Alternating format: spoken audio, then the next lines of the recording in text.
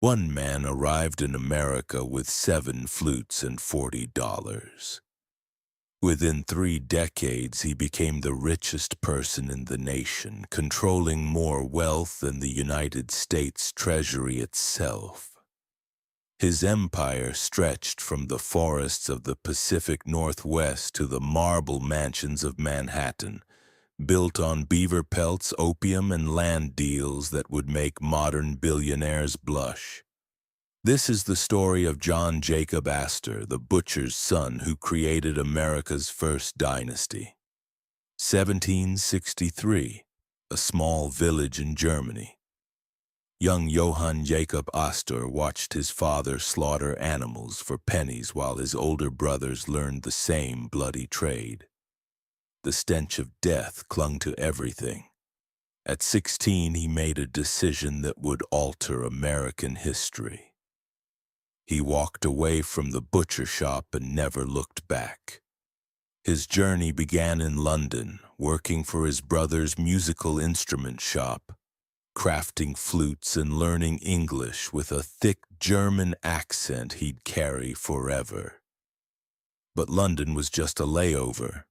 In 1784, at 20 years old, Astor boarded a ship bound for New York with those 7 flutes, that $40, and something far more valuable than either: information.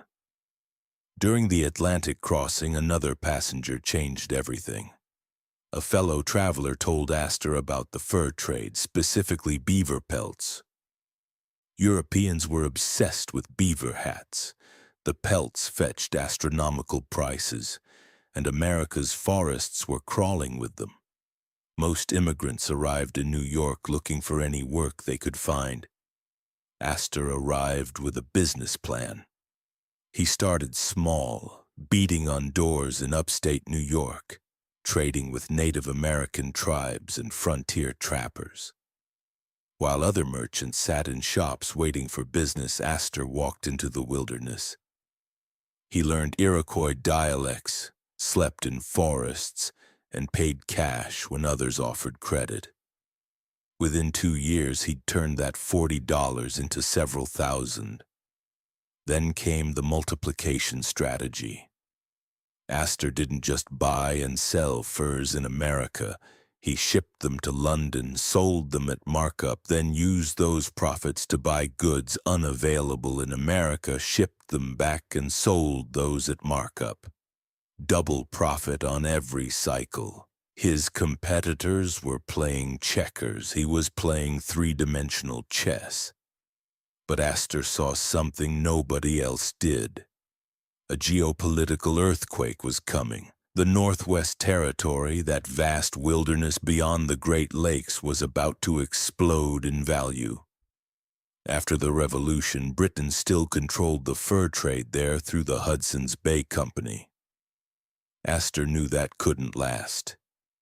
He positioned himself perfectly. When the Jay Treaty of 1794 finally forced Britain to abandon their Northwest trading posts, Astor pounced. He established the American Fur Company in 1808, essentially creating a monopoly on the entire frontier fur trade. His agents spread across the wilderness like a network of spies, establishing trading posts from the Great Lakes to the Rocky Mountains. He wasn't building a business. He was building an empire with its own private economy. His most audacious move? Astoria. In 1810, Astor launched an expedition to establish a trading post at the mouth of the Columbia River in present-day Oregon. This wasn't just commerce. It was geopolitics. Whoever controlled that position controlled trade with China, dominated the Pacific fur routes, and had legitimate claim to the entire Pacific Northwest. Astor was trying to claim a chunk of the continent for himself. The Astoria expedition was part Lewis and Clark, part corporate warfare. Astor sent 2 groups, one overland and one by sea, racing to plant his flag before Britain could react. The overland party faced starvation, hostile encounters, and brutal mountain crossings.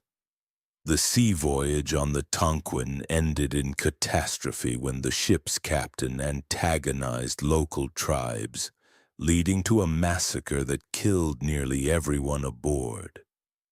Despite the disasters, they established the fort. For a brief moment, Astor controlled a private settlement on the Pacific 3,000 miles from government oversight. But the War of 1812 changed everything. British warships threatened the outpost. Astor's men, isolated and outnumbered, sold the fort to the British Northwest Company for a fraction of its value. Astor's Pacific Empire collapsed before it truly began. Most men would have been destroyed by such a loss. Astor simply shifted strategies. If he couldn't control the Pacific, he'd dominate something even more valuable: Manhattan real estate. While other merchants kept their wealth in inventory and ships, Astor started buying land. Lots of it. Specifically undeveloped farmland in areas everyone considered worthless. Places like the Bowery, the Upper West Side, and Greenwich Village were rural outskirts in the early 1800s. Astor saw them as future gold mines. His strategy was ruthlessly simple: buy cheap land on the edges of development, lease it on long terms instead of selling, then wait for the city to expand. As New York exploded in population, growing from 60,000 in 1800 to 200,000 by 1830, Astor's worthless farmland became the most valuable property in America. He didn't build on it or improve it. He just held it and collected rent as the city built itself around him. By the 1830s, Astor had effectively retired from the fur trade, selling his American Fur Company operations and pivoting entirely to real estate. The beaver pelts that built his fortune were just the foundation. Land was the empire, and Astor was accumulating it faster than anyone could track. His methods would be illegal today. He exploited every loophole, foreclosed on struggling landowners, and used inside information about city development plans to buy property before prices rose. When New York planned new streets, Astor somehow always owned the land they needed. Pure coincidence, he'd claim. But there was another source of wealth, one Astor kept quieter: the China trade. Specifically, opium. American merchants couldn't crack the Chinese market with normal goods. China didn't want Western products. They had silk, tea, and porcelain. What could America possibly offer? Astor found the answer in Turkey. Turkish opium. He'd ship furs to China, use the profits to buy Turkish opium, smuggle it into China despite imperial bans, then use those profits to buy Chinese goods for American markets. Triple arbitrage, morally questionable, fantastically profitable. The opium trade was technically illegal in China, but enforcement was a joke.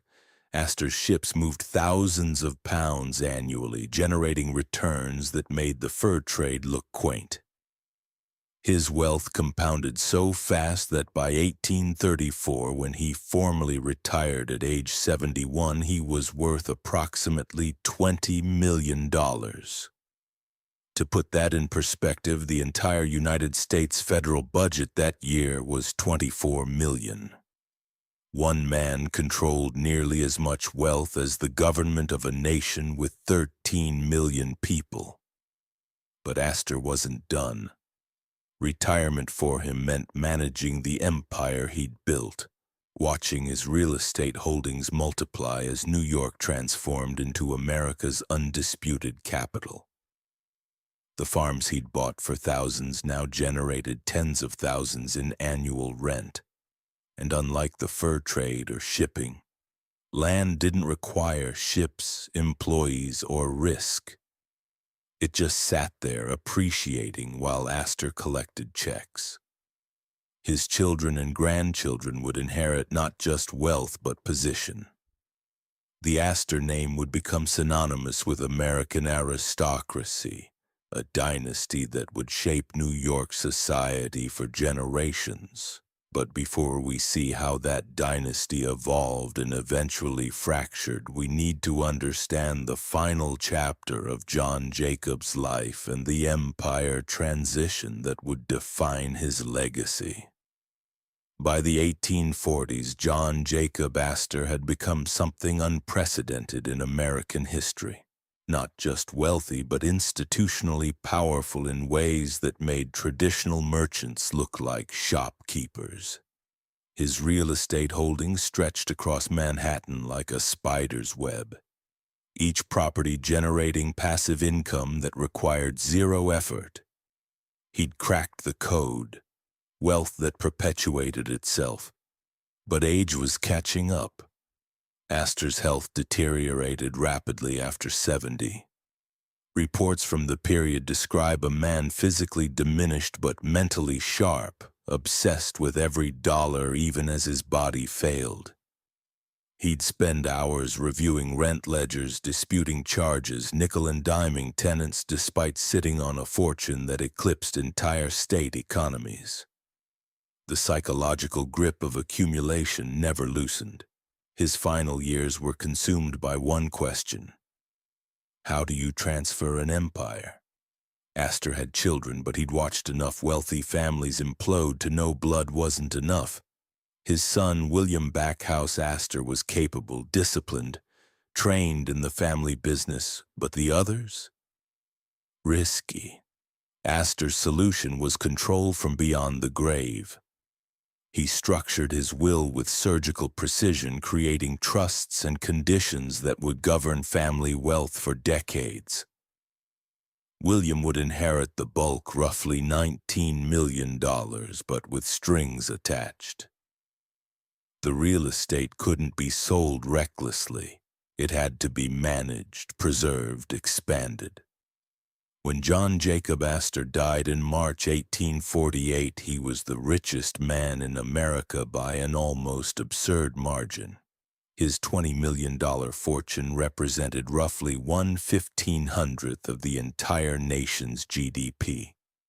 Adjusted for economic scale, that's equivalent to roughly $200 billion today. Bezos territory, but in an era when that level of individual wealth was virtually unthinkable. The funeral was appropriately grand. Flags at half-mast, streets lined with spectators, eulogies praising his vision and industry. But the real story emerged in the will's details. Astor left $400,000 to charity, build a public library, fund organizations, support causes. Generous on paper, except he just passed down $19 million to his son. The $400,000 was 2%, a rounding error disguised as philanthropy. Critics pounced immediately. Newspapers called him a miser, a man who'd hoarded enough wealth to transform American society but chose dynastic preservation instead. "He has left his vast fortune to one son," wrote one editorial, "and a pittance to the public that made him rich." The Astor Library would eventually open, merging later into what became the New York Public Library. But the gesture felt hollow against the scale of what he'd kept. William Backhouse Astor took control and proved his father's judgment correct. He wasn't flashy or ambitious in new ventures. He simply executed the formula: hold the land, collect the rent, buy more when opportunities appeared. Under William's management, the Astor fortune doubled within 20 years. Manhattan's growth was relentless, and the family owned pieces of nearly every valuable corridor. But something shifted in the second generation. William's sons, John Jacob Astor III and William Backhouse Astor Jr. inherited not just wealth but social position. They weren't scrappy immigrant merchants clawing for survival. They were American aristocracy mingling with Vanderbilts and Rockefellers, building mansions, funding operas, collecting art. The hunger that drove John Jacob had softened into entitlement. This was the dynasty's turning point. The first generation builds, the second maintains, the third spends. It's a pattern that repeats across wealthy families, and the Astors followed it precisely. By the late 1800s, the family had fractured into branches, each controlling portions of the original empire. Some managed their inheritance wisely. Others burned through it with spectacular incompetence. The most famous disaster was John Jacob Astor IV, great-grandson of the founder. Wealthy beyond measure, socially prominent. He'd divorce his wife and marry an 18-year-old, scandalizing New York society. In 1912, he'd board the Titanic for the return voyage from Europe. When the ship sank, he went down with it, one of the richest men to die in the disaster. His death became symbolic. The end of an era, the fragility of fortunes, the indifference of fate to wealth. The Astor Empire never recovered its cohesion. The real estate holdings were eventually sold off piece by piece as descendants cashed out or mismanaged properties. The family name retained prestige well into the 20th century, but the concentrated power John Jacob built had diffused into irrelevance. By the 2000s, the Astors were historical footnotes, their wealth diluted across generations into comfortable but unremarkable fortunes. What remains is the blueprint John Jacob created: vertical integration across industries, ruthless exploitation of information asymmetries, land as the ultimate wealth vehicle, and dynastic structures designed to outlast their creators. Every real estate mogul since has followed some version of his playbook. Buy what others undervalue, hold longer than others can afford, leverage growth you didn't create. The fur trade built his fortune. The China trade turbocharged it. But Manhattan real estate made him immortal, at least for a few generations. His empire didn't survive intact, but his methods did, embedded in how American wealth operates. Patient capital, strategic positioning, and the understanding that land, unlike ships or pelts or even gold, never disappears. It just waits for the city to arrive. And when it does, whoever owns the dirt underneath collects the rent forever. That was John Jacob Astor's real genius, not the fur monopoly or the opium smuggling, but recognizing that in America's explosive growth, dirt would become worth more than anything you could build on top of it. From 7 flutes and $40 to an empire that rivaled the federal government's treasury. John Jacob Astor didn't just get rich. He rewired how wealth works in America, proving that patient capital and strategic land ownership could build fortunes that outlasted any single lifetime. The fur trade was his launchpad. The China trade was his accelerator. But Manhattan dirt was his legacy. The Astor name faded as descendants squandered what John Jacob built, proving that empires need hunger to survive. But his blueprint never disappeared.